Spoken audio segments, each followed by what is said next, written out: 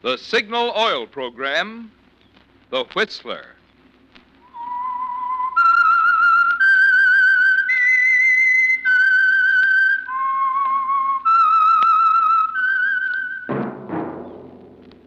That whistle is your signal for the Signal Oil Program, The Whistler.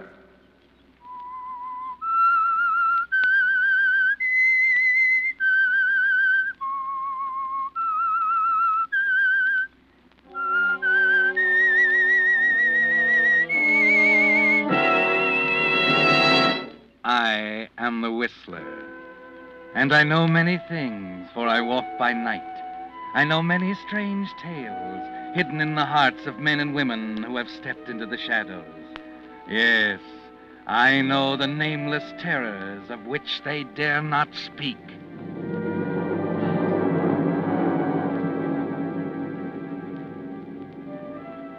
Yes, friends, it's time for The Whistler. Now rated by independent research, the most popular radio program on the West Coast. And remember, let every traffic signal remind you, with new Signal gasoline, you do go farther than ever. Look for the familiar big yellow and black circle sign that identifies those popular Signal service stations in 7 western states from Canada to Mexico. And now, the Whistler's strange story. 6-letter word for death.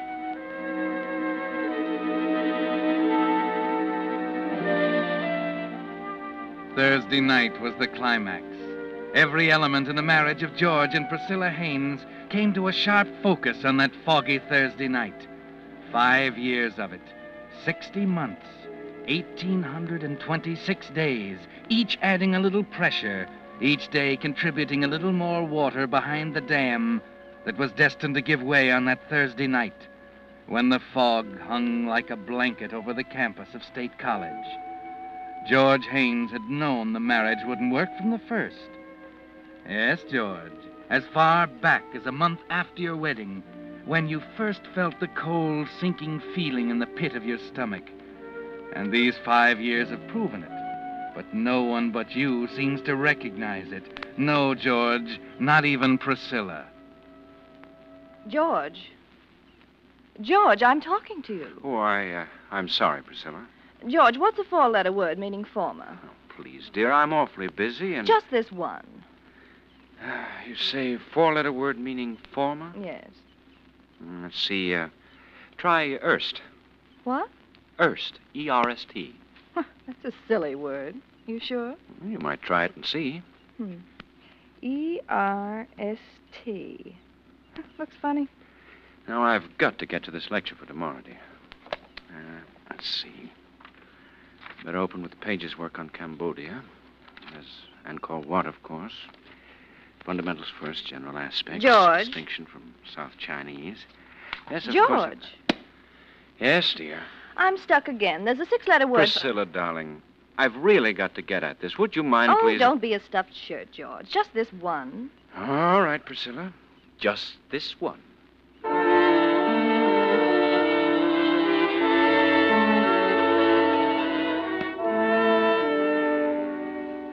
No, George.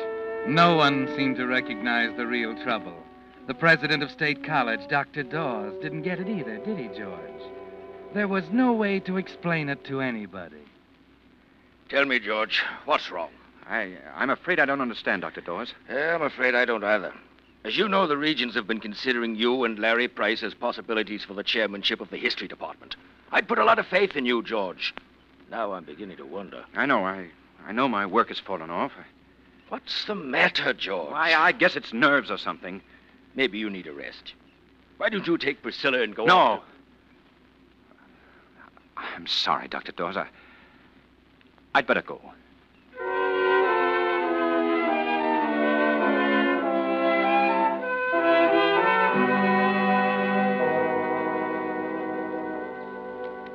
Darling, I'm glad you're home. Hello, dear. Larry tells me you've declined the faculty dinner. I told him there must be a mistake, George. Surely we're not It's not a mistake, Priscilla. My work is in such bad shape that I've got to get down to business. But everyone will be there, dear. Larry and Dan and all the rest. They'll think something's the matter. But don't you see, Priscilla, my work is more important. Oh. Oh, so that's it. Your work is more important than my happiness. You don't care, do you? You just as soon wrap yourself up in those stuffy All old books. right, we'll go. I can't understand why we have to go Priscilla, through this. please.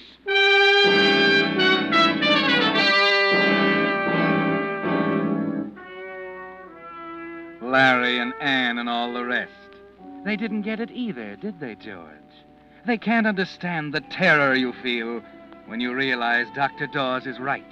Your work is slipping. George Haynes, full professor of history, candidate for chairman of the department, is slipping. You feel as if you're standing at the edge of a cliff, and Priscilla, with her inane remarks, her perpetual round of afternoon teas, faculty dinners, and 1,000 other distractions, is easing you over the brink. 5 years of it, George, 5 long years. And each day, each hour, building like a tower of blocks, designed to topple into ruins on that foggy Thursday night. The night Priscilla invited Larry and Ann to the house for an evening of bridge. George, of all the stupid plays, that one takes the prize. First you double them into game, and then you... Well, he wouldn't have doubled if you hadn't bid clubs, Priscilla. Oh, that had nothing to do with it. He was I'm simply... sorry, Priscilla. I guess I wasn't paying much attention to the game. Lucky for you, we're not playing for a 1/4%, George. That's enough, Larry. Huh? What's the matter, Ann? George is tired.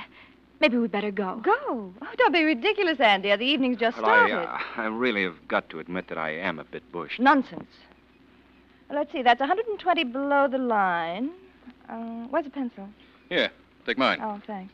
120. 700 rubber. You are tired, aren't you, George? Oh, would you think I was awfully rude if I... Don't be silly. Of course you're being rude. George just wants an excuse to get at those dusty old books of I his. don't mean that at all. I'm very tired And terribly stupid, according to the score here. Priscilla, Larry, that makes your total score 2,700. I'm talking to you, Priscilla. George, dear, let's not have another one of your scenes, shall we? That's just the trouble. There haven't been enough of them. Why, George, dear. I've kept quiet too long. That's the trouble. You can't keep quiet too long or it gets inside of you. Oh, wait a minute. Take your hands off of me. George, you're making a fool of yourself. I ought to wring your neck. You know, I believe he meant that. I suppose I ought to feel embarrassed. We'd better go, Larry. Yeah, I guess we better.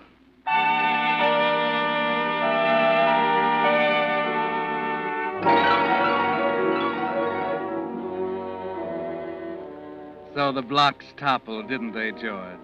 You've spoken your piece, told Priscilla you could wring her neck, and you almost feel as if you could, don't you?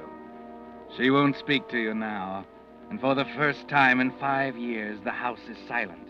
Larry and Ann have gone home to the house next to yours on Faculty Row. Outside, the fog is cool and clean, and you suddenly want to lose yourself in it, to feel it press around you and clear some of the haze out of your mind. 15 minutes later, you find yourself near the bell tower on the campus.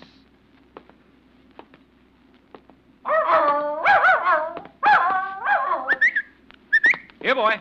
Here, come on. That's a fella. Well, where'd you come from, fella, huh? Say, looks like you ran away. Well, you're a nice dog. Yes, you are. Here, Senator. Where'd that pup go? Come here, Senator. Oh, hi. Hello, I see his name's Cinder. Oh, thanks. He slipped his leash in the fog. Well, Cinder's a good name for him. Black as ink.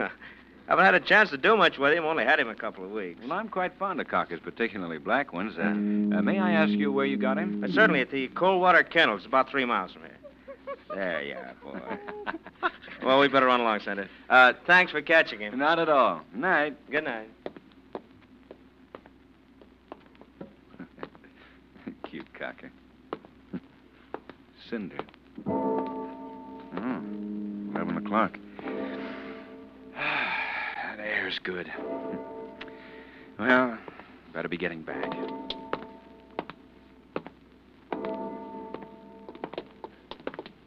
Oh, I'm so sorry. I didn't see you in the fog. Here, let me help. Ann! Ann, wait a minute. Huh. That's strange.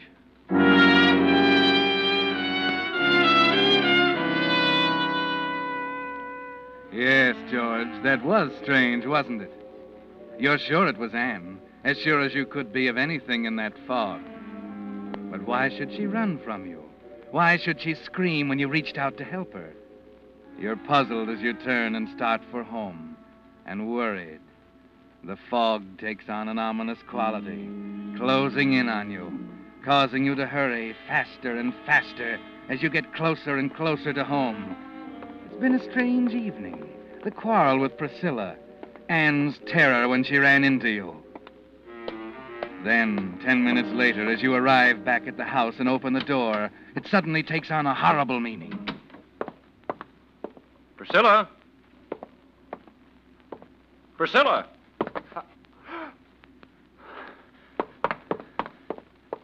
Priscilla. Priscilla. Dead. Strangled.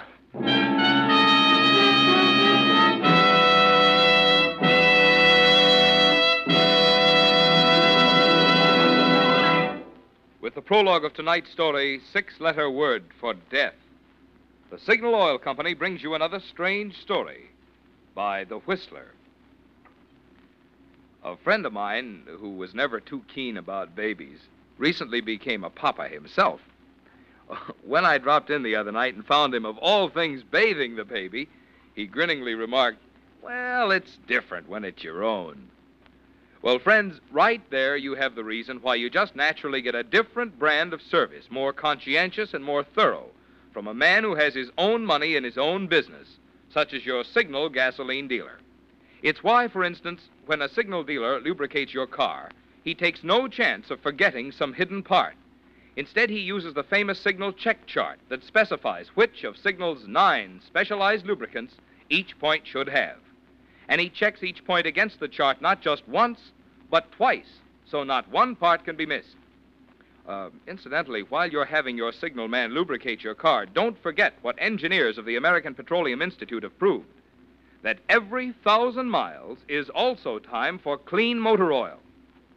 To get the best performance and longest life from your motor, be sure you get today's super quality pure paraffin base oil, Signal 4-star motor oil. And now, back to the Whistler.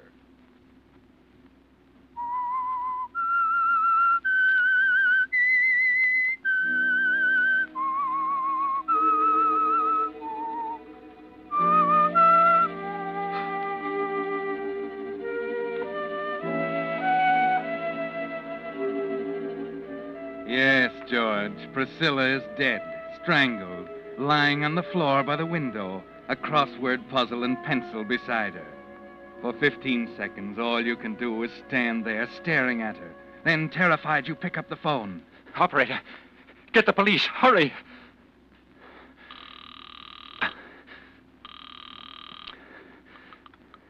Police station, Sergeant Holland. Hello. Hello. Police station, Sergeant Holland. Wait a minute. Good Lord. I've kept quiet too long. That's the trouble. You can't keep quiet too long or it gets inside George, you. you're making a fool of yourself. I ought to wring your neck. Gotta get away. Get some air. Get out of here. Well, Professor, what's the hurry? Officer Gavin. What's up? Well, nothing, officer. Well, what's the matter? You look pretty worked up. There's Anything I nothing can wrong. do? Nothing at all, officer. Good night, Gavin. Hey, wait a minute, Professor. Huh. That's funny.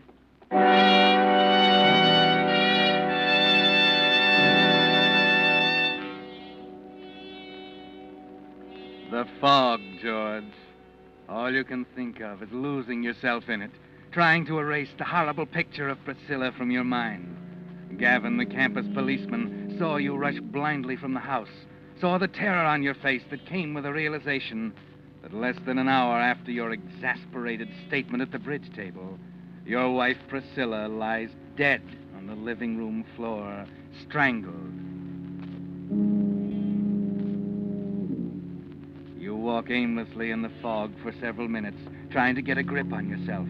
Then finally you realize you can't go on this way, and you force yourself to go back to the house, back to the living room and the chair by the window.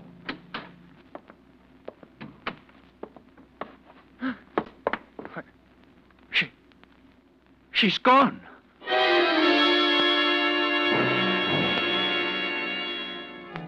like a nightmare, isn't it, George? The body's gone from its place by the living room window.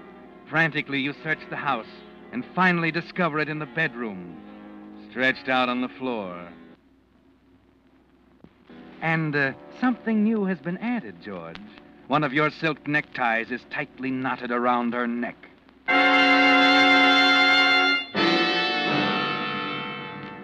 Well, George, it's clear now. You're being framed.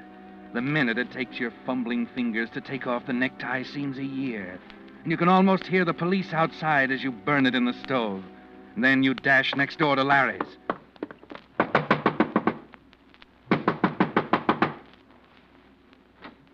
Larry. Well, George. Larry, you've got to help me. I don't know what's behind it, but... What's the matter? What are you staring at? What's that in your pocket, Larry? Huh? Oh, this? Yes. My pencil. Why? Your pencil? Yeah. What's wrong with that? Say, what's happened, George? Tell me. Nothing, Larry. Nothing.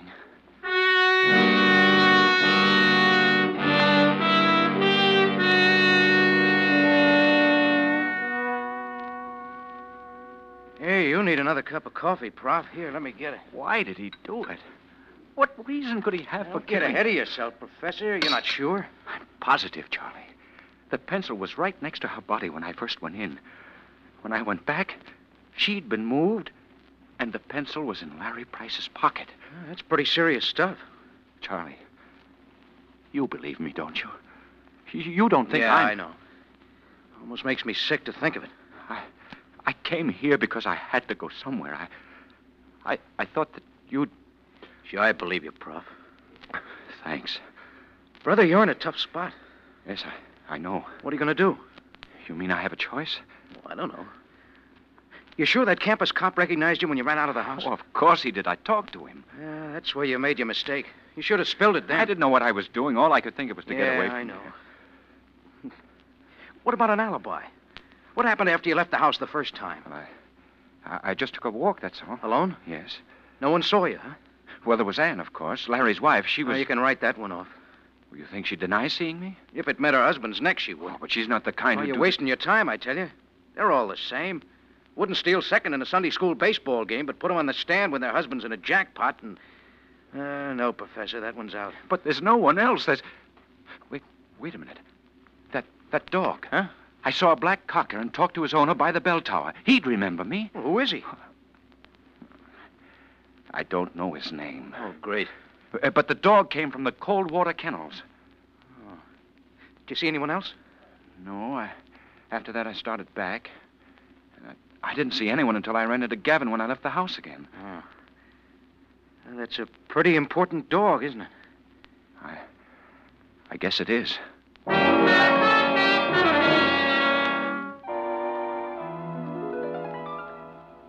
I'm awfully sorry. I would have telephoned, but the telephone... But the telephone was disconnected. Now, look.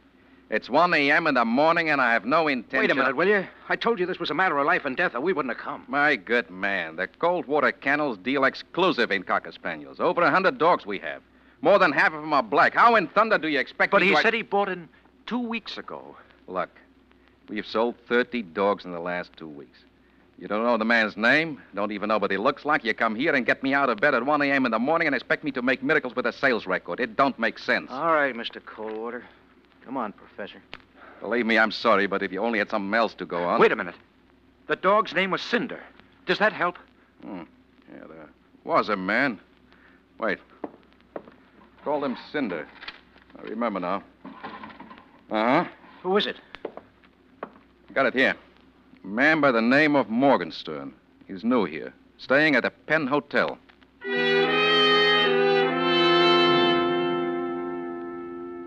Morgenstern? Let me check the register. Morgenstern. Where have I heard that name? Morgenstern. We had him here a couple of weeks ago. Kendrick P. Morgenstern. Yeah, I remember him now. He came in one night with a dog, and we had to tell him it wouldn't go here against the house rules. I've seen that name. I know it. You've got a forwarding address? No, he just moved out. He was kind of sore.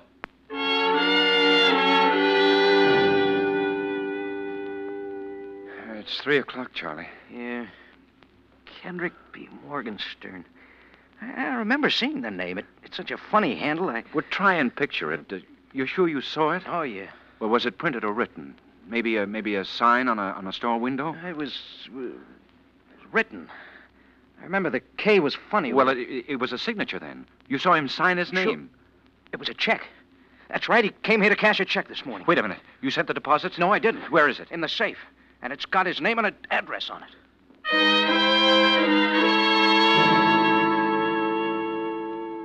I'm sorry, Mrs. Brendan. I know it's late, but we've got to find him. You say he was staying here? Well, it was funny. A nice man, Mr. Morgenstern, but odd. He come here from the hotel with his dog about 2 weeks back. Thought the world and all of that. But you dog. said he's gone now. Where is he? Well, I'm getting to that. He only took the room for 2 weeks, being he's due to go east tonight on the plane. East where? Well, I don't know. When? What plane?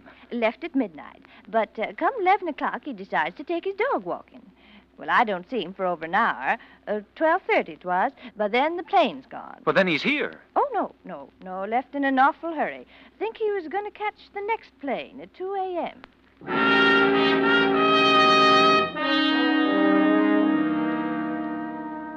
But I've called all the other lines. Haven't you a record of a canceled reservation on the midnight flight? Very well. Thank you. Something's haywire somewhere, Prof. Oh, it's useless, Charlie. Nothing else I can do. What time is it? 4:30. You better go home and get some sleep, Charlie. That's okay. Gosh, Prof, I hate to give up. Well, there's one chance left. What's that? Ann Price.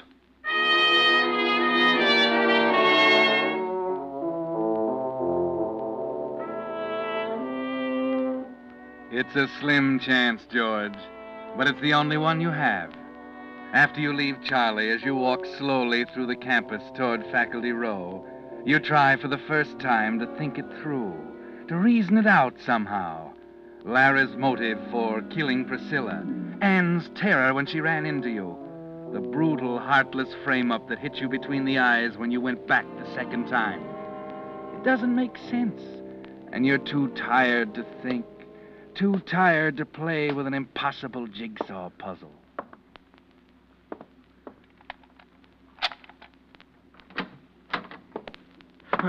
Professor Haynes? Why, yes, Schultz, Homicide Squad. You know Mrs. Price, I believe. Hello, Ann. Hello, George. And Gavin, the campus policeman? I saw Professor Haynes earlier this evening. Nice of you to come back, Haynes. There are 9 squad cars out looking for you right now. All right, I'm here now. What do you want? Why did you burn that necktie? Well, I didn't know that... It was used to kill your wife, Haynes. We found some of the ashes. Some of the threads were left on her neck. You tossed it in the stove, didn't you? Well, I'd rather... Did you burn that tie? Yes. Yes, I did. All right, Haynes, that's all we want to know. No, wait a minute. You can't. I can explain. Listen, Lieutenant, please. Ann, you're my last chance. You've got to help me. Tell them. Tell them you saw me on the campus. You know, Ann, by the clock. You've got to help me, Ann. Tell them, will you? Oh, George, I don't know what you're talking about.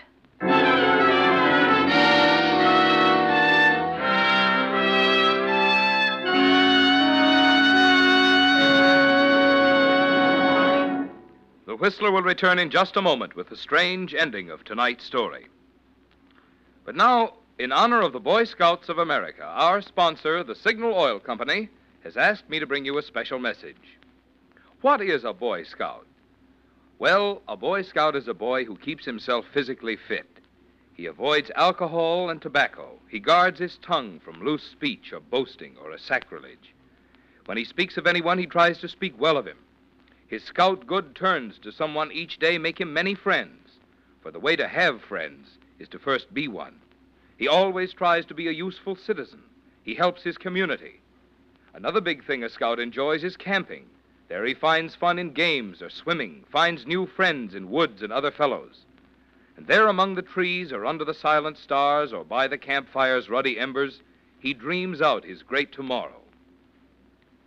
Those excerpts from the Scout Handbook tell you better than any words of mine why the Boy Scouts deserve your wholehearted cooperation. Tell you why. If there's a boy in your family nearing the age of 12, you could do him no better turn than to encourage his joining the Boy Scouts of America. And now, back to the Whistler.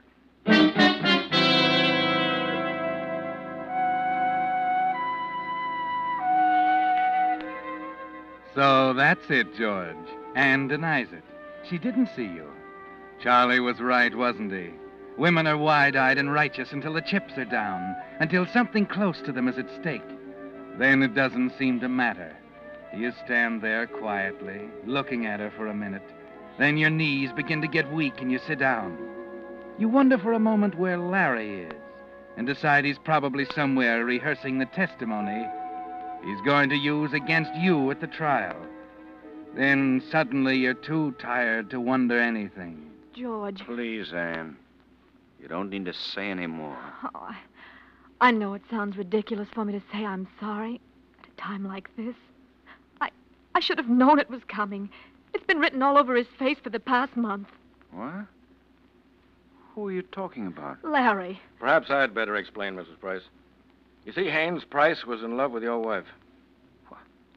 Why, that's ridiculous. Oh, it's true, George. It came to a climax yesterday afternoon.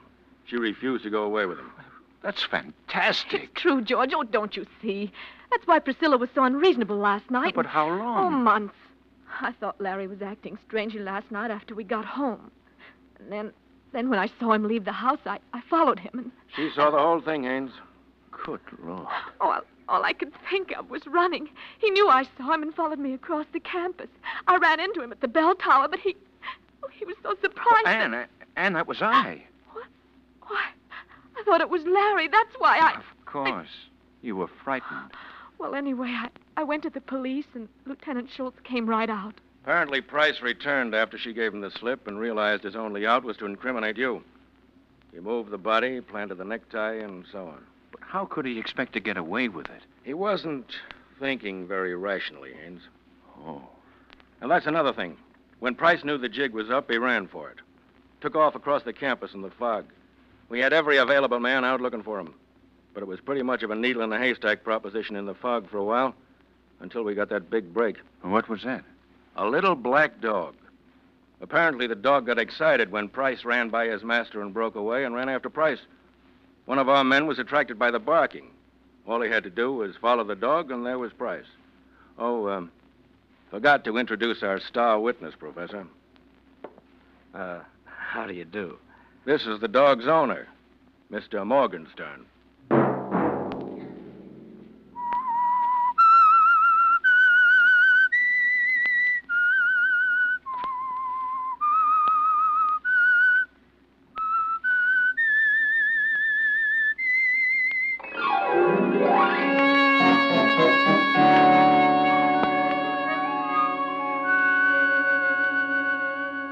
Next Monday at 9 o'clock, The Whistler will bring you another strange tale.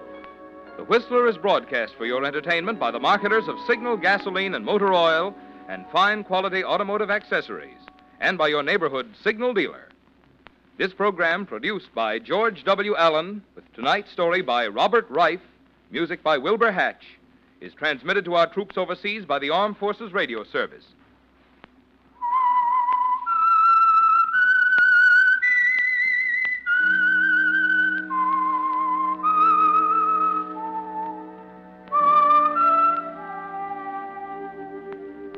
That whistle is your signal for the Signal Oil program, The Whistler. This is Marvin Miller speaking, reminding you to look for those familiar yellow and black circle signs that identify those popular Signal oil stations in 7 western states from Canada to Mexico. This is CBS, the Columbia Broadcasting System.